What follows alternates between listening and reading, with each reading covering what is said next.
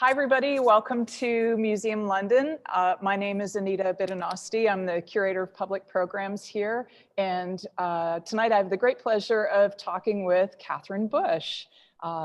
Before we get started, I would like to do a land acknowledgement, and then I will introduce Catherine. We acknowledge that Museum London is located on the traditional lands of the Anishinaabeg, Haudenosaunee, Lenape-Pawuk, Attawandaron peoples on lands connected with the London Township and Sombra Treaties of 1796 and the Dish with One Spoon Covenant Wampum. This land continues to be the home to diverse Indigenous peoples whom we recognize as contemporary stewards of the land and vital contributors to our society. I would like to welcome Catherine Bush to the Zoom conversation. Catherine is the author of 5 novels, including Blaze Island, which we are speaking about this evening. Her work has been critically acclaimed, published internationally, and shortlisted for literary awards. Accusation of 2013 was one of Now Magazine's best 10 books of 2013, on an Amazon.ca best book and a Canada Reads top 40 pick. Minus Time of 1993, her first novel was shortlisted for the Books in Canada Smith Books First Novel Award and the City of Toronto Book Award. Her second novel, The Rules of Engagement of 2000, was a national bestseller and chosen as a New York Times notable book and one of the Globe and Mail's best books of the year. Her third novel, Claire's Head of 2004, was shortlisted for the Ontario Trillium Award and was a Globe Best Book of the Year. Fantastic. Welcome, Catherine. Thanks so much, Anita. It's a great pleasure to be here. Yes. And I'll just note that I'm speaking tonight from Toronto, the land of the Anishinaabe, the Huron-Wendat, and the Mississaugas of the Credit. Yeah, I just want to acknowledge that. Thank you. What I think we'll do with our next hour is I'm really looking forward to hearing you do a few readings, and we'll discuss some of the big themes. And please, everybody watching, feel free to type questions into the chat. We will for sure get to some of them at the end. And if I can find topical moments to squeeze them in, we'll as well put them in during the conversation. But, Catherine, maybe you could start us off with a reading. Absolutely, Anita. And I'm just going to start by telling folks a little bit about Blaze Island in case you haven't read it or don't know so much about it. So it focuses on a climate scientist whose research career is destroyed when he's set upon by climate change deniers. And in the wake of that and the sudden death of his wife, he flees with his young daughter to a remote island in the North Atlantic, where he tries to recreate a life for himself and his daughter, set apart from the world, this off-grid, self-sufficient life. But he's still, disturbed and increasingly disturbed by the world's worsening weather and the ongoing melting of Arctic ice. And he can't really leave that alone as he first thought he could. And so he begins to concoct a mysterious plan involving mysterious strangers. I have a non-human presence here who is usually asleep, but not asleep at this moment. But hopefully she'll go back to sleep.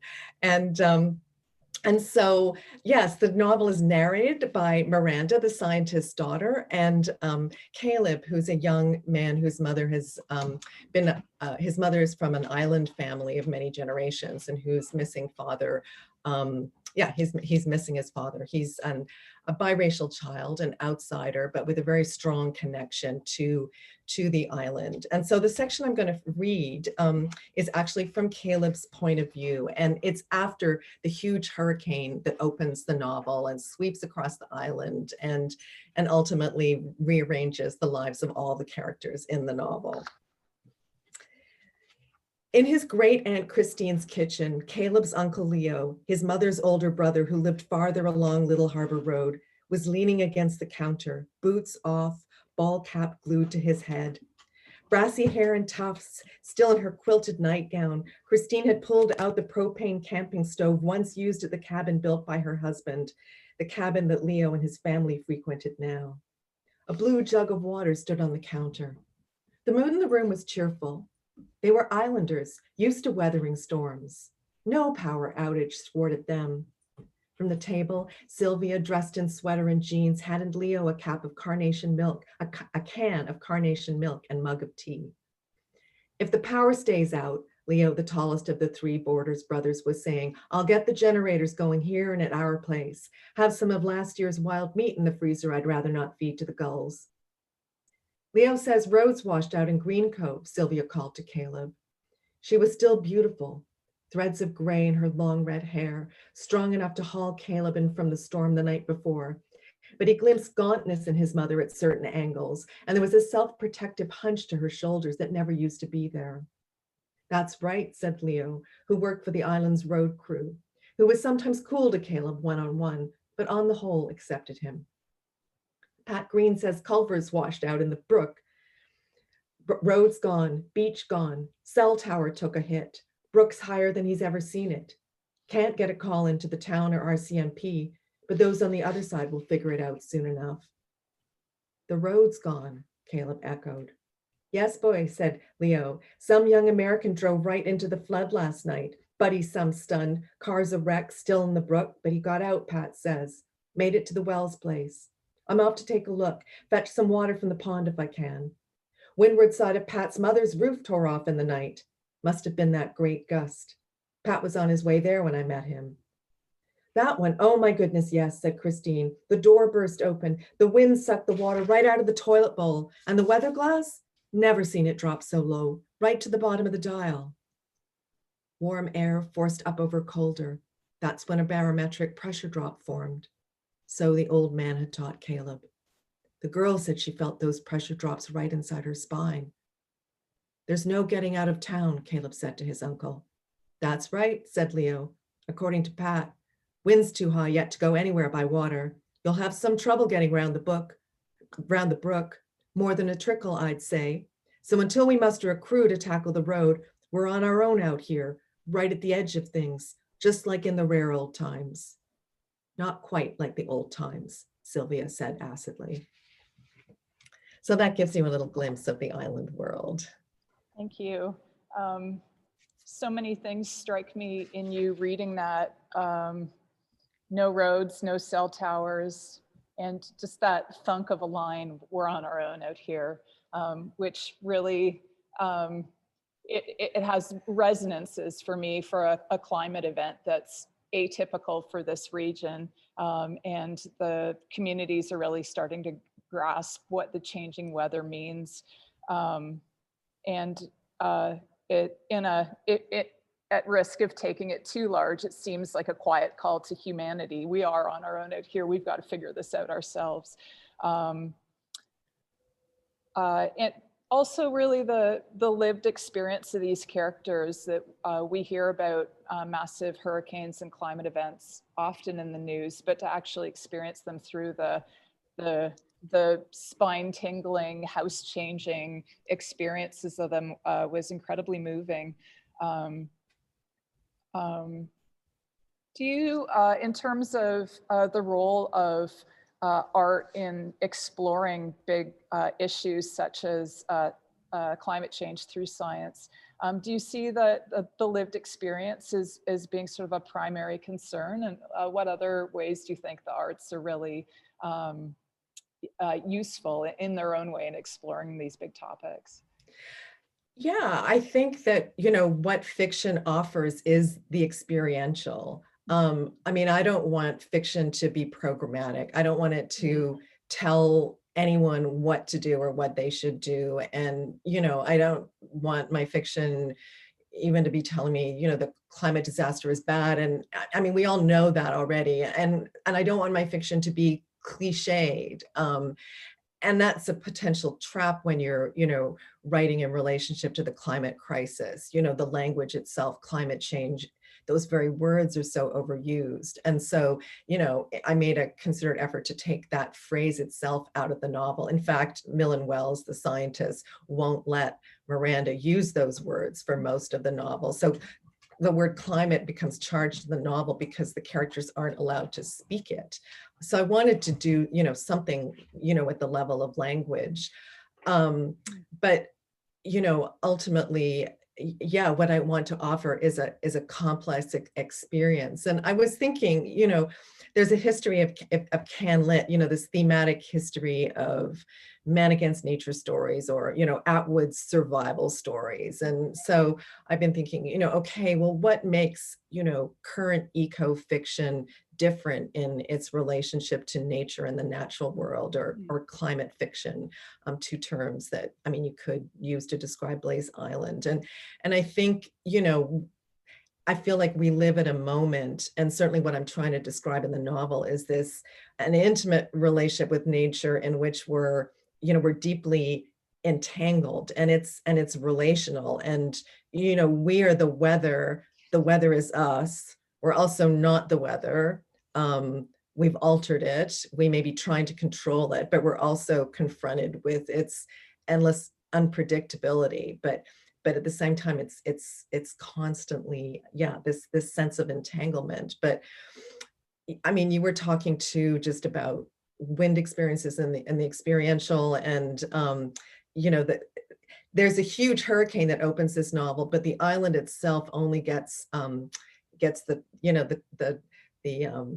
outer reaches of it, and the hurricane swerves itself. They're not expecting to get severe winds at all. So it's again, sort of a signal of the unpredictability of the weather. And I'm just thinking about, being in Toronto yesterday when that huge wind event happened here, and had friends who were caught down on the beach and the beaches, and had this huge wind howling like a freight train and toppling trees. And I mean, those weather front shifts with intense winds happen more and more. And but it seems to me that the novelist's job is to take us into that experience, to offer something new at the level of allowing us to see our present moment and condition in a way that we haven't. And it may just be something specific, and we always have to look as writers for the specific image, the specific moment. So that's what I'm always trying to do as a writer. Wow, fantastic. Thank you. You've brought up so many interesting points there, and I feel like we'll touch on a lot of those throughout. You mentioned the power of language in terms of the arts, and exploring climate change and weather instances through fiction. And I thought that was quite fascinating in terms of the kind of language that we're fed, or the constructions that were given through the media, and the language that is used and the language that is omitted, and how that does come up in a very new and different way in the novel. Not only that the lead character, Miranda, that her dad, Milan, is asked her not to use climate, but all kinds of language that she does learn in terms of relating to the landscape, that she learns the language of the icebergs and the language of the winds. So all of these new languages that come into play really deepen the experience and culturally for these characters.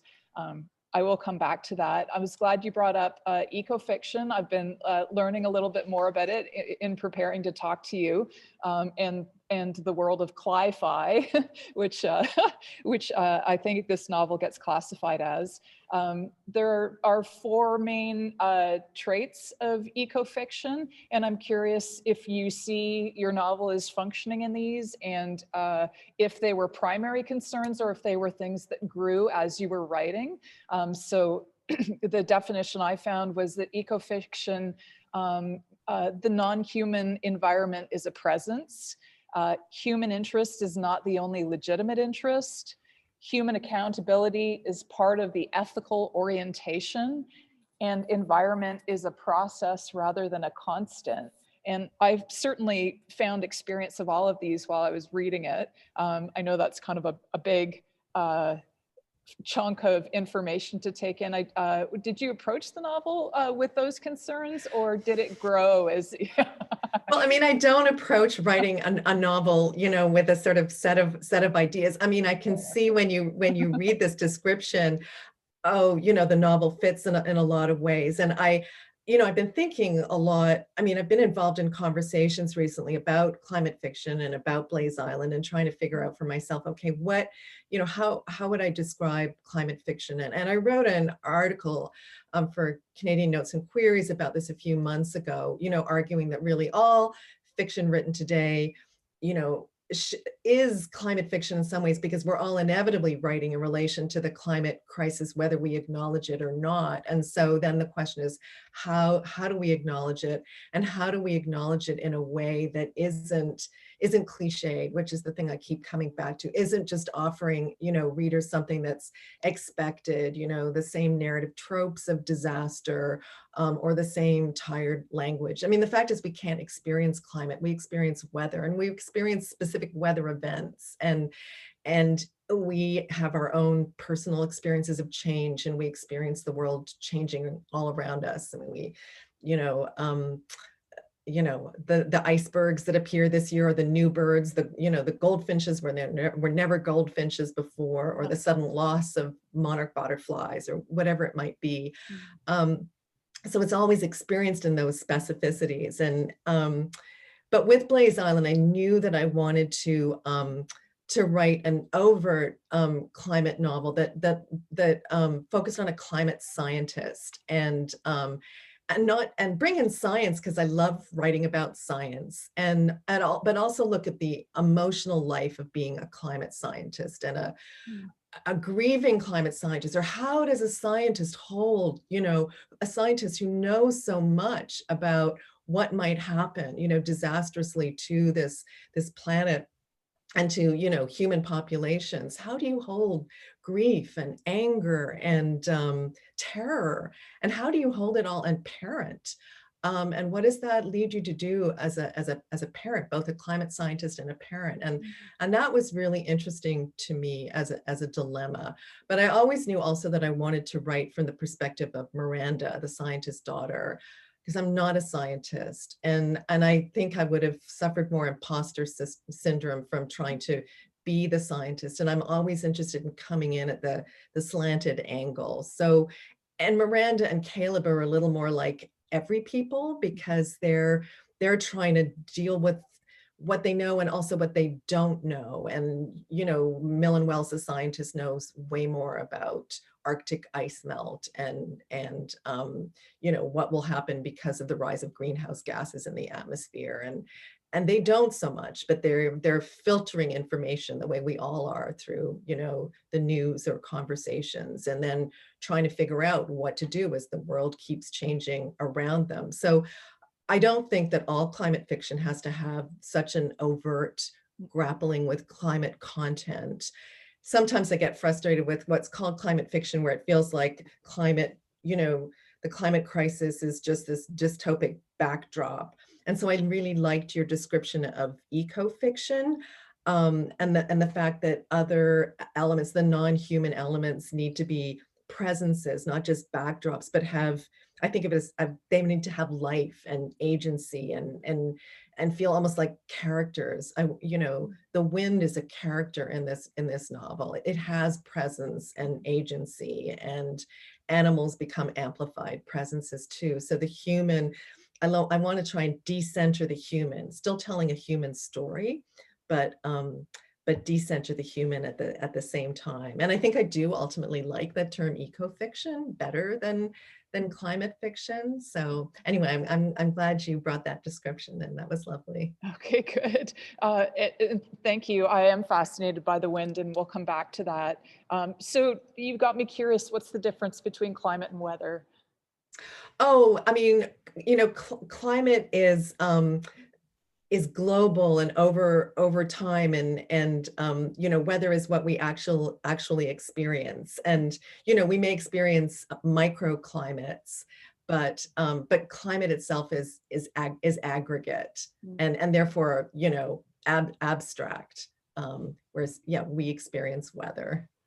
I think that's a distinction that's worth reiterating. I think we have weather events and we don't know if they're climactic. We don't know if they're unseasonal or they're just unusual events. And I struggle with that. The 20-degree days we had last week in the middle of November, I struggled as we went through them with thinking, is this normal? Is this climate change? And so it's interesting thinking Well, about. we can never, you know, those individual events, it's hard to tie an individual event to, you know, to climate change, but we do know that the average global temperature this year, you know, every year is pretty much, is higher than the one before. And so that, you know, that's a climate phenomenon.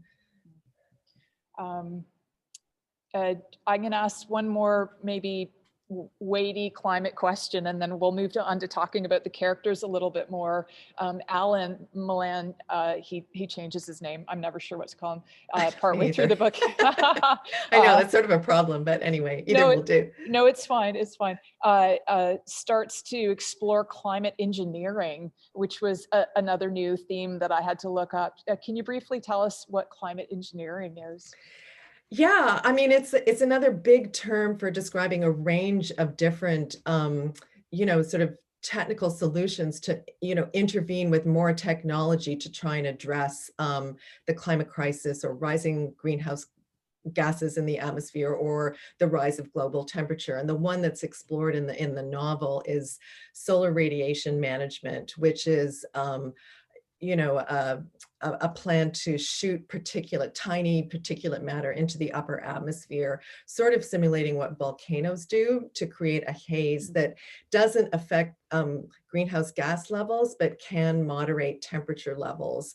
And it draws on the research of this Canadian scientist, David Keith, who's at Harvard, and was on The Current a couple of weeks ago, talking to Matt Galloway.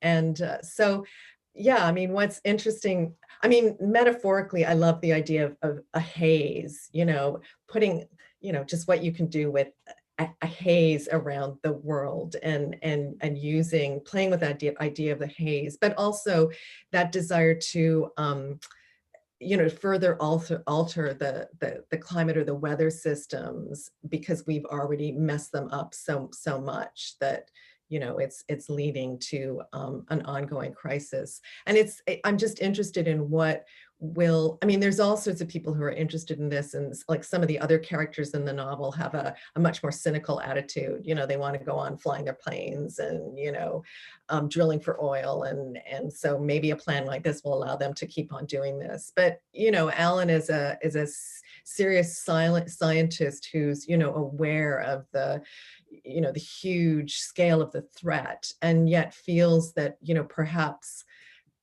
we do need to do something more, but it does begin to enter into really morally ambiguous terrain. And, you know, you can't actually even do a field experiment yet, though the Harvard team is thinking about doing a very small one, I believe. But it's just, you know, doing anything to the Earth's atmosphere is obviously hugely contentious. Who's going to do it? But various scientists are studying it. And so, you know, I wanted to have my scientists be lured and then lure others. And the reader's not quite sure, you know, how far is Milan or Alan going in his contemplation of, you know, actually sending particulates into the atmosphere, and what will he do? That's one of the mysteries of the novel. Yeah, it really gives a sense of the radicalness of the situation when you have such, on the face of it, what sounds like a crazy plan to do something that radical,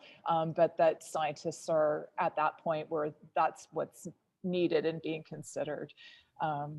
And it was, you know, one of the research things I did for the novel was to go to this, I think it was the first big climate engineering conference in Berlin in 2014. And it was amazing because it brought together, you know, hard scientists, social scientists, philosophers, and artists. I mean, that was so wonderful, is they wanted to hear artists' perspective and writers' perspectives too, you know, the place of narrative and conceptual art and thinking about these problems.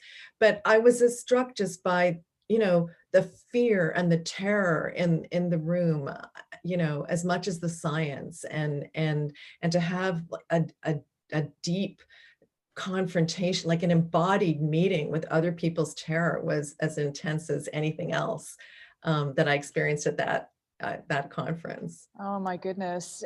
You must have had points writing this novel where your optimism or maybe momentum in writing it dipped, I suspect. I guess, but I mean, I do really believe in the power of telling stories. And I also, one of the things that the novel attempts to do, through Caleb and through Miranda, is bring us back to the natural world. And you've spoken about this already, Anita, and I know we'll speak about it.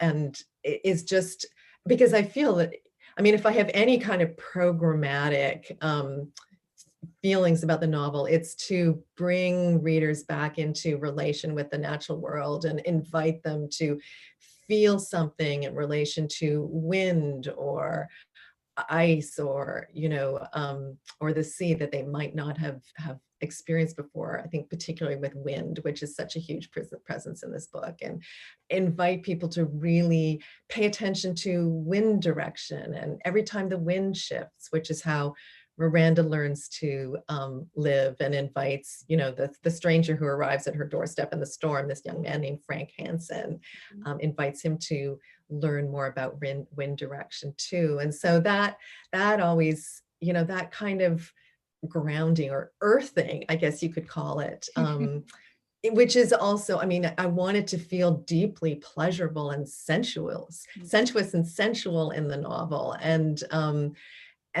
we need that. We need to find those joys. And so that I kept coming back to that. Yeah, and that definitely comes through. I loved, you used the word lusciousness in the novel in Miranda's relationship to the land. That does come through. I'm hoping you'll do another reading now, and we can talk a little bit more about some of the characters and some of the mythic influences that come up. Yes. Okay. This reading is okay. This is another reading from Caleb's point of view, just to give you, and it sort of follows on our conversation about the elements. Or Miranda, I see as a character who's very in touch with air and wind, and Caleb, who grows up with Miranda, teaches her about the island, teaches her his wind knowledge, which is a folk knowledge about the elements, or the names of ice, ballycatters and growlers for bits of icebergs, and so he teaches her that, and as her father teaches him more scientific knowledge. But Caleb himself is very close to the animal world and lives in this sort of porous relationship to the animal world. So this little reading gives you a sense of that. And again, this is the morning after the storm. He's up on a rooftop helping to fix a roof. From his rooftop perch, Caleb peered across the harbor. Out at sea, the tiny islands called the Little Fish were barely more than ridges above the horizon, white smudges of foam bursting against them. High pressure shrank them. Low pressure made them loom. Lots of power still out on the water. A glaucous gull flew overhead, wingspan wide as a flag. And all at once, Caleb was higher in the air looking down. Only his vision was not his vision. Sometimes this happened to him. Seeing another creature without warning, he'd lose his own body and enter its skin.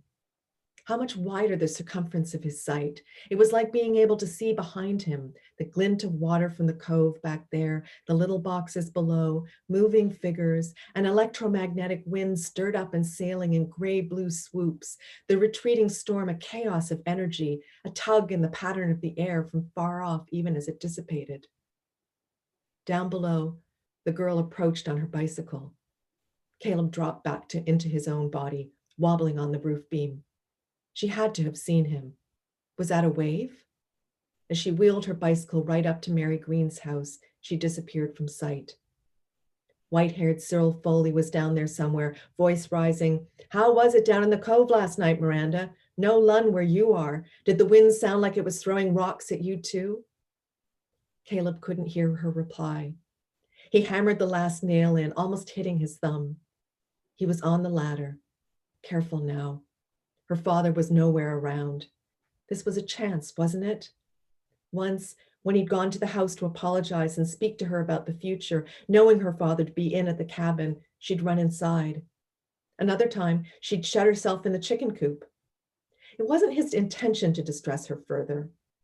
Another time, out on the shore path between Green Cove and Pumley, he'd seen her approaching at a distance, and though she turned away, there was indecision in her turn. She'd look back at him over her shoulder, mouth open as if wishing to speak. As Caleb reached the ground, Cyril Foley came around the corner of the house. "Text for you," Cyril said, holding out an envelope. "Where's?" Caleb couldn't bring himself to say her name. It was like casting a spell. If you moved too quickly, the creature you were trying to entice would vanish.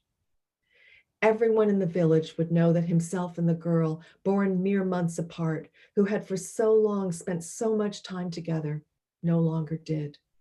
They had not spoken in over a year, since the day he took her out in speedboat to see the icebergs. Down on the beach, after the old man had heard the girl's version of what happened, he shouted at Caleb, told him he was to have nothing more to do with his daughter, no more going inside the house on the cove. Now it was as if there were thorns around it. When necessary, the old man asked him to step into his study, housed in a shed across the yard. Or they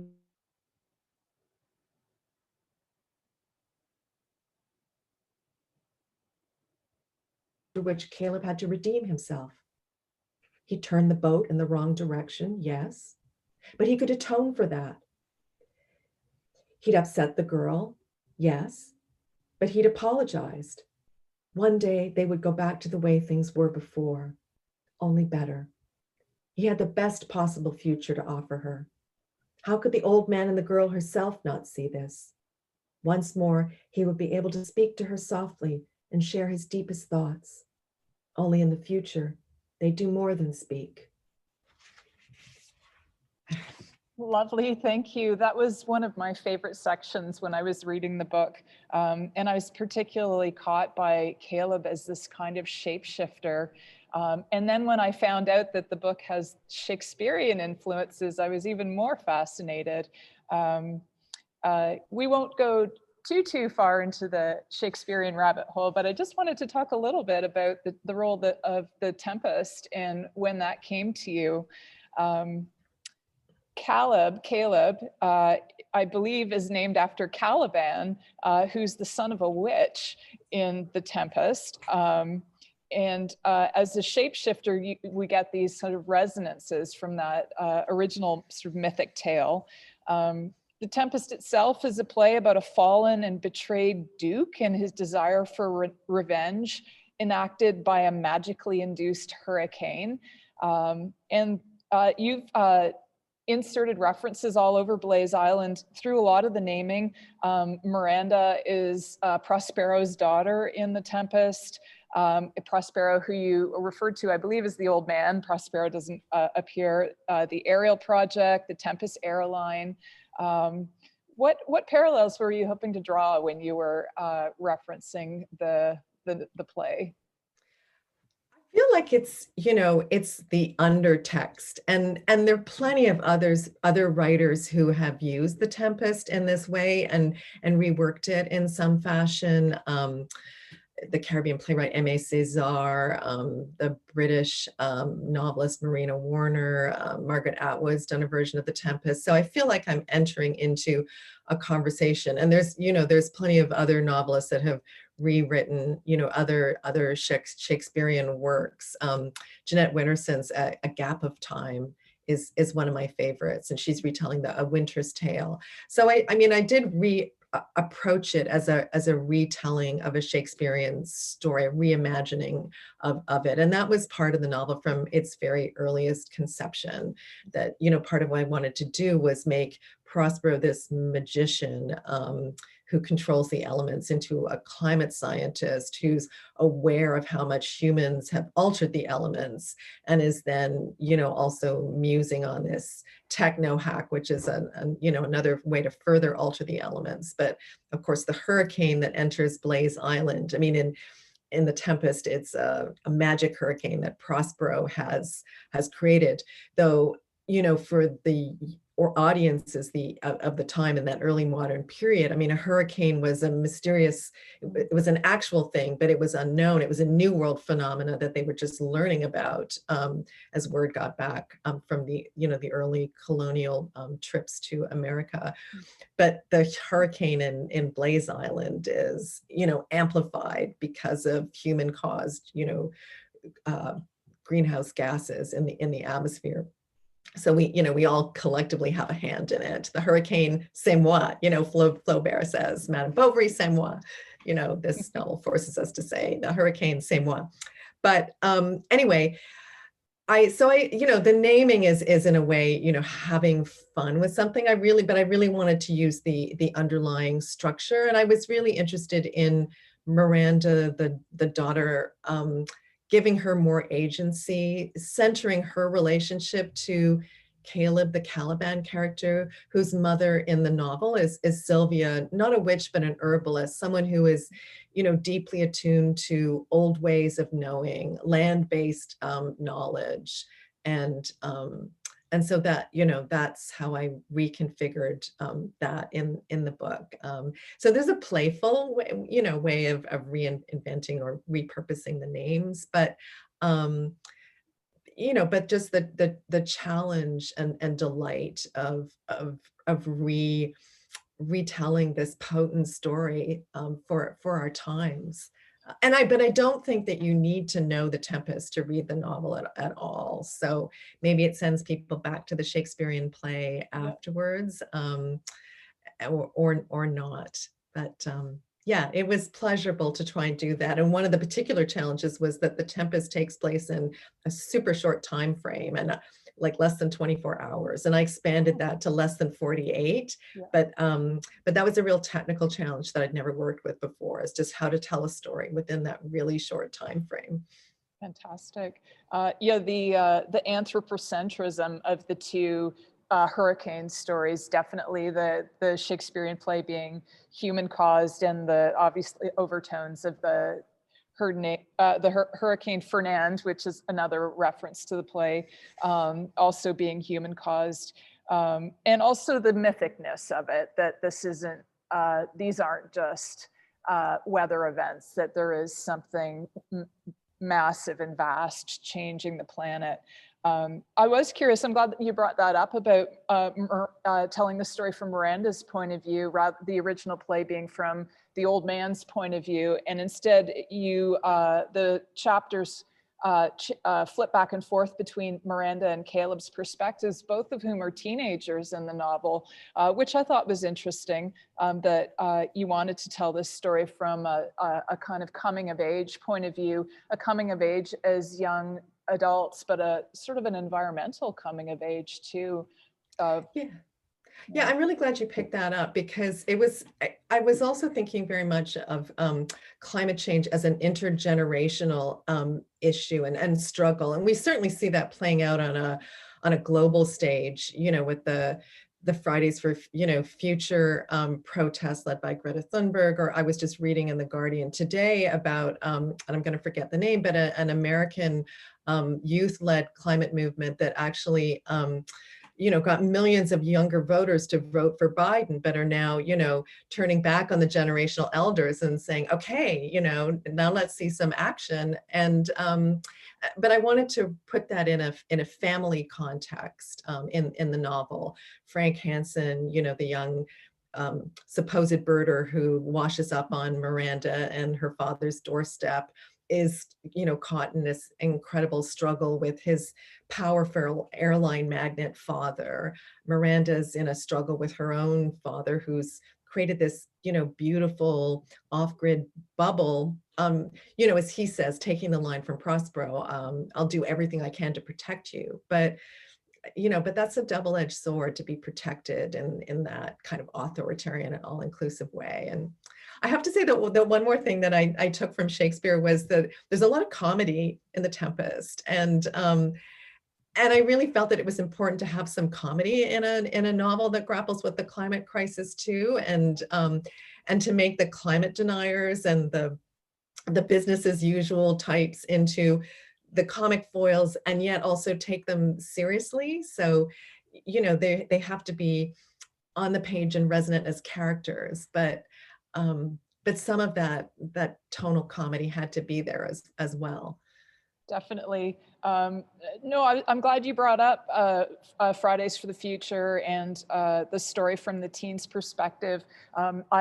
You're reading this book and thinking about climate change sent me off on a few internet journeys, and I ended up on David Suzuki's website, and one of his top 10 recommendations for responding to climate change is listening to youth. So it's interesting that that you decided to take your book that way. One last question about working on the island itself, the idea of the island as a kind of microcosm of the entire planet. I understand you spent some years living on an island yourself that inspired this work and comes through very clearly in how much you know about island life. Can you tell us a bit about your time on Fogo?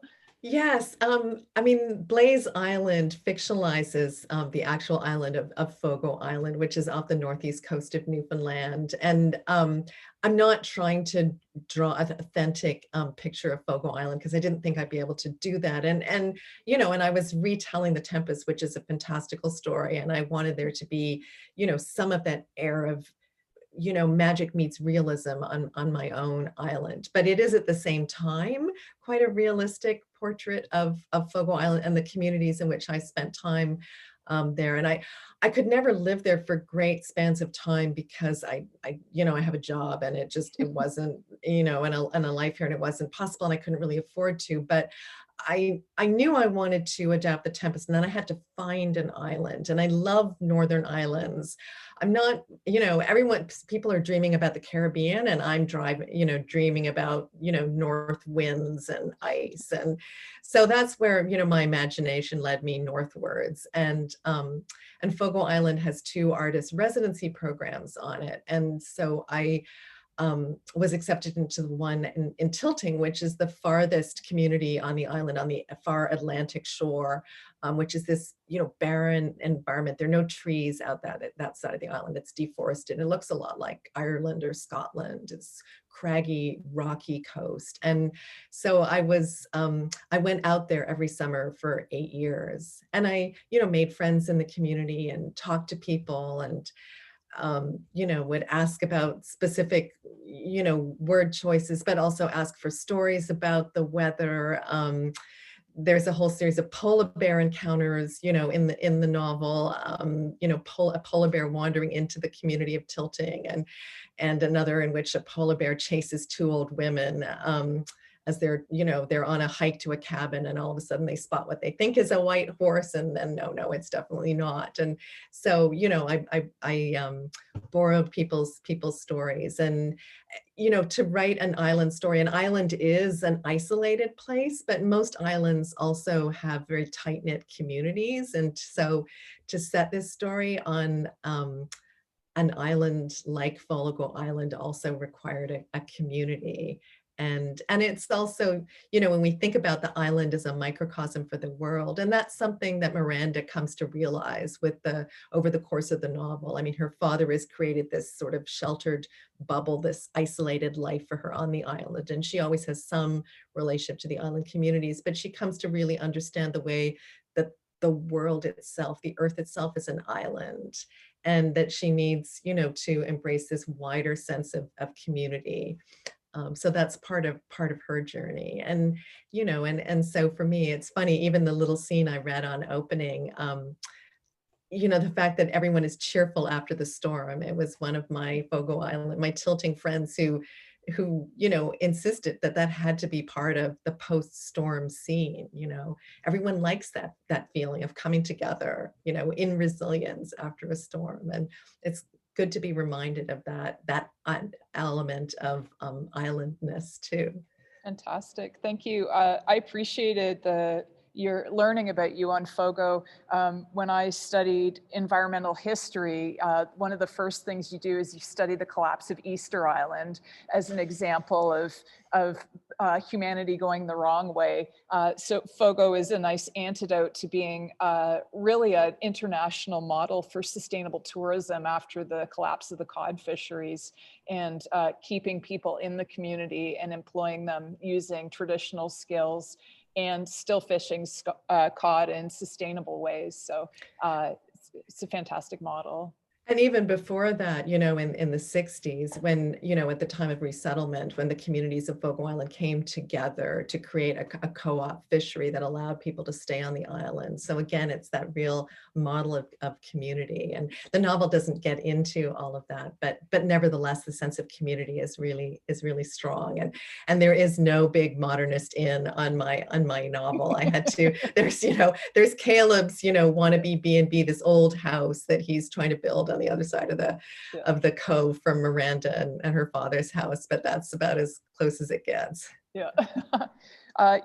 We weather the weather together. That was one of my favorite. I think I'll remember that for a long time from Blaze Island. Oh, thank you. Yeah. That's what Miranda's father says to her as they arrive on the island in this huge fog. And I imagine it is this kind of mantra that he would keep repeating to her at, certain key moments in their life together. It's very heartening, definitely. I'd love to hear you do one last reading before we maybe take a few questions from the internet. Sure. Okay.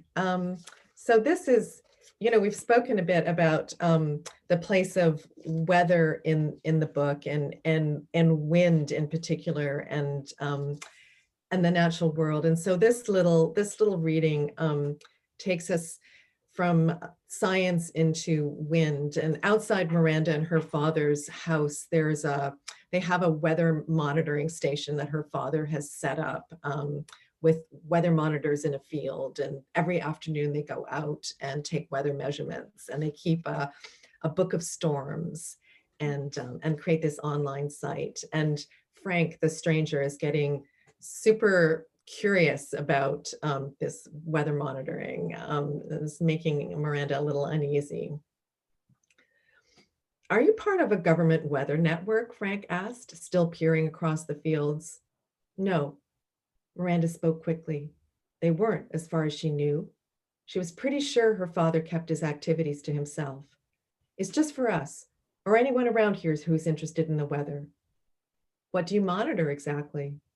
"Wind speed, wind direction, air pressure, temperature, humidity, precipitation at ground level, solar radiation." At this, Frank gave her a stare. "Solar radiation? Amounts of sunlight."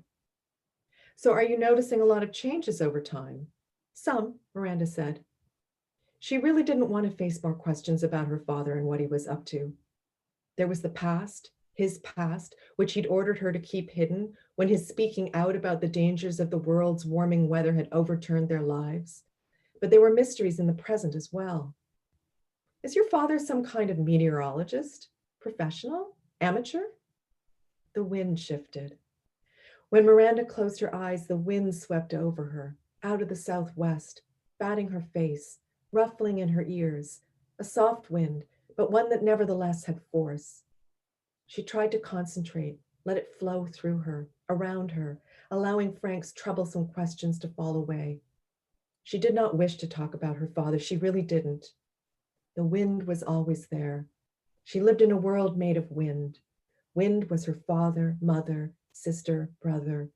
Wind was changeable, yet a wind like this in its constancy steadied her. She held out her arms. Frank's voice broke through again. "Miranda, are you okay?" "The wind's checking off. It's moved back into the southwest. That's our prevailing wind. The air is full of currents like the sea. When you close your eyes, it's easier to feel them."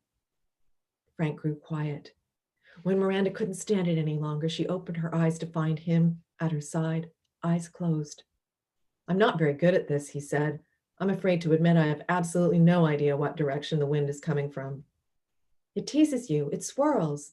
but mostly it's pushing at your left cheek. Can you feel that?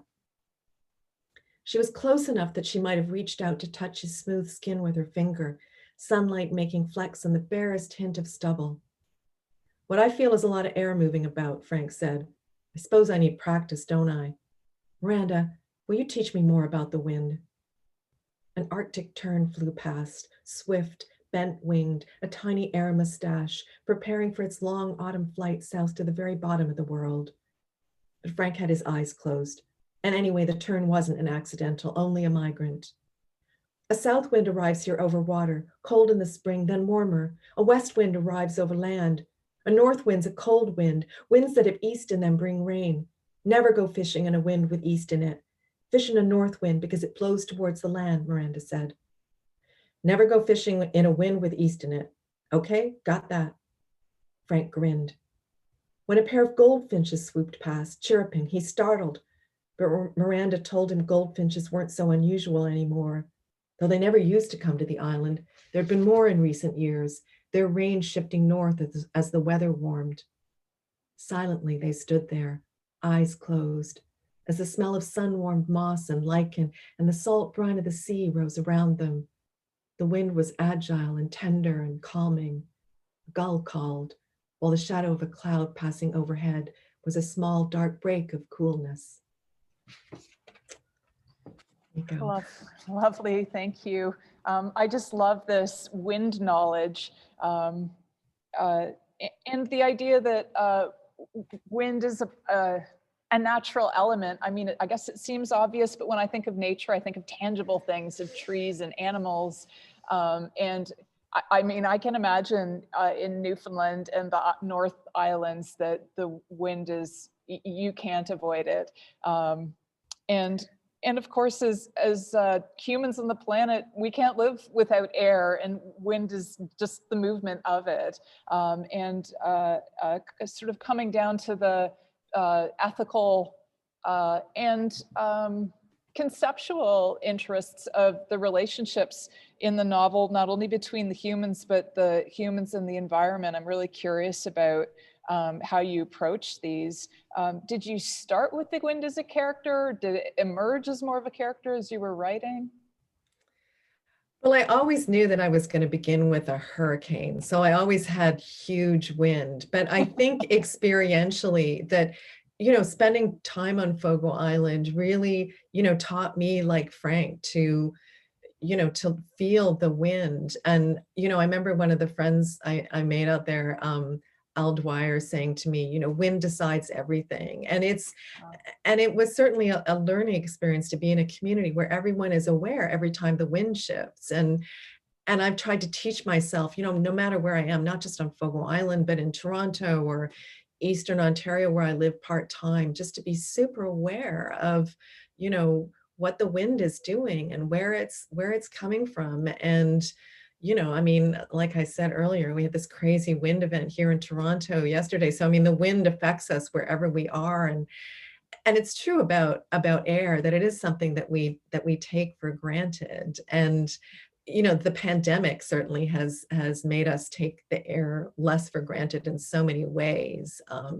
We're forced to think about breath, but air it's a substance we live in, and it's utterly necessary for life, but because it's so invisible and porous. And there's another point where Caleb talks about how Milan, Alan the scientist, has told him, or said to him, how different the world would be if the carbon levels in the atmosphere were visible, if they turned the sky red.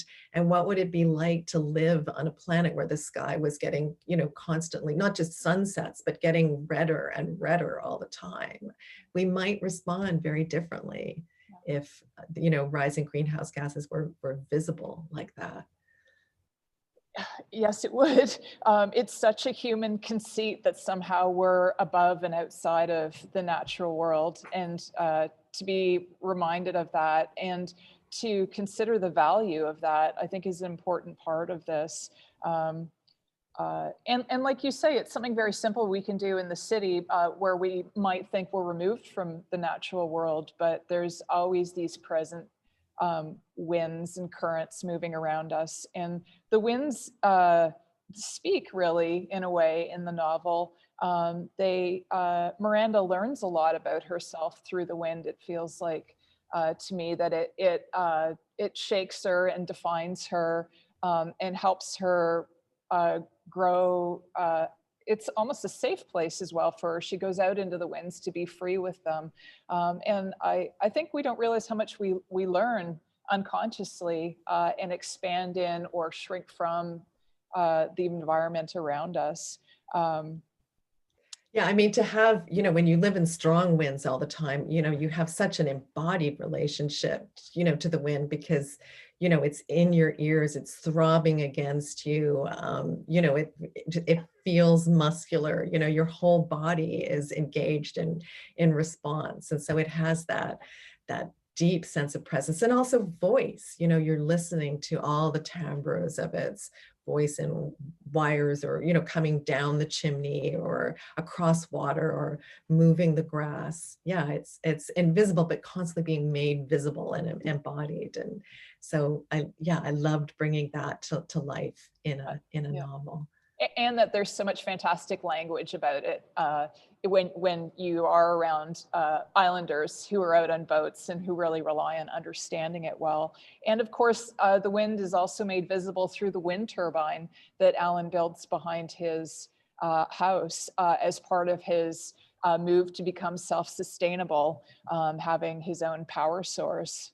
So it becomes a form of power in a myriad of ways, not only energetically, but it's this sort of emotional, psychological, spiritual power that the characters tap into. In terms of expanding on this relationship between the characters and the natural environment, you've mentioned some of the animals, the atypical animals already, the goldfinches appearing in Newfoundland where they've never been before, and polar bears appearing, and you're hearing these stories while on Fogo. How do you, I was particularly taken to by the scene where they capture a seal and cut it up and share parts of its organs as a way of really experiencing and thanking the animal. And they all cry when they're doing that. And it was just such a moving moment in a way that when I go to the grocery store and buy my little foam shrink wrap pieces of chicken, I really don't think about much.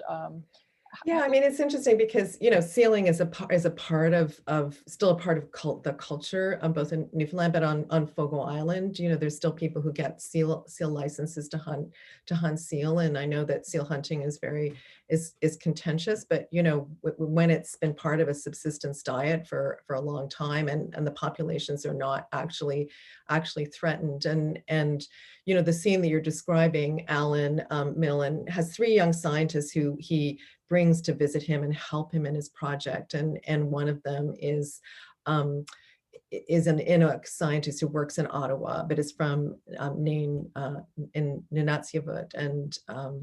And so they don't actually catch the seal, but it's brought by one of the local fisher hunters, and they process it at the shore. But it is, it's done with a great deal of respect, and as a way of acknowledging life and sort of the interconnection of life. And it was a challenging scene to write. I'll certainly say, but I'm glad that it was evocative and powerful for you. Yeah, you really got the sense of them respecting, understanding that they were taking this other being into their bodies and being thankful and aware of the life that had been in it.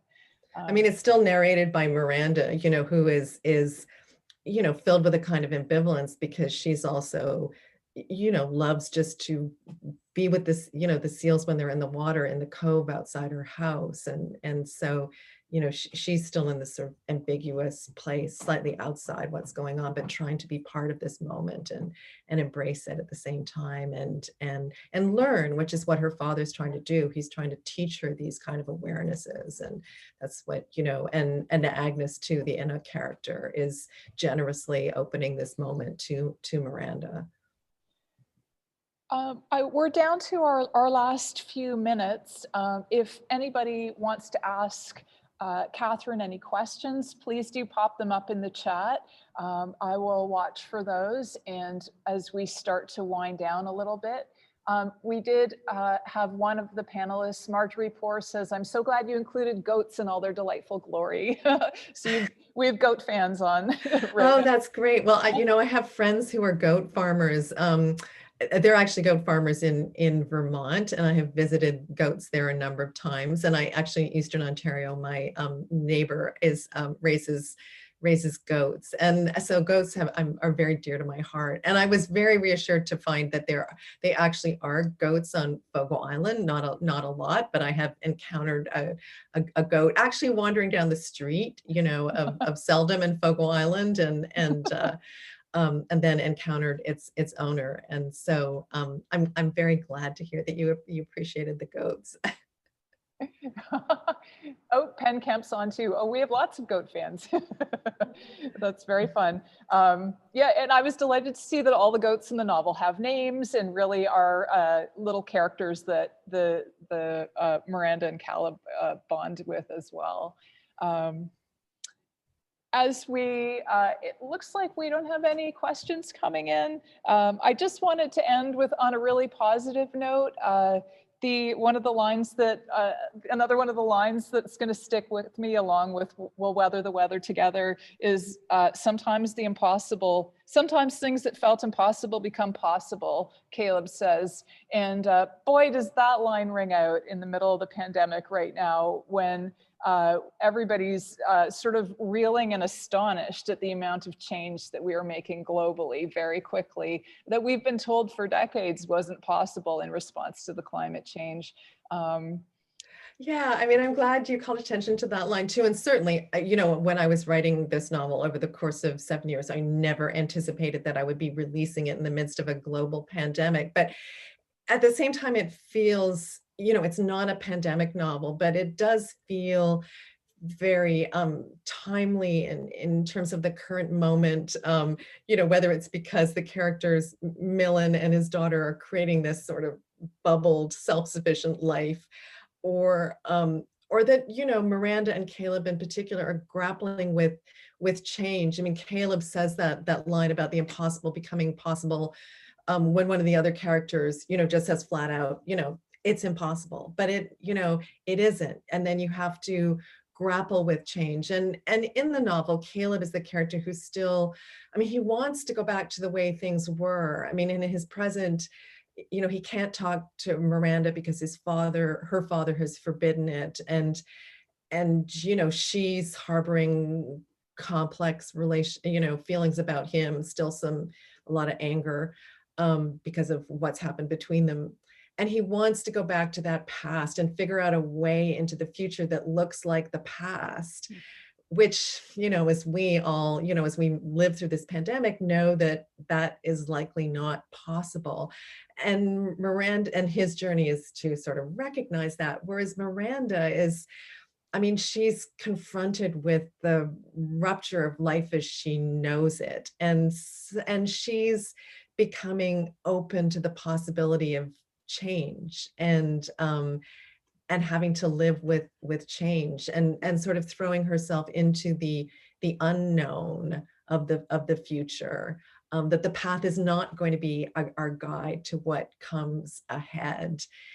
And she's approaching that with hope and bravery, and a belief that, what's going to see us through is a community, a community of people broader than what we might have imagined. And we may not know who our kin are out there in the world, or whether they're human or non-human, or where they are.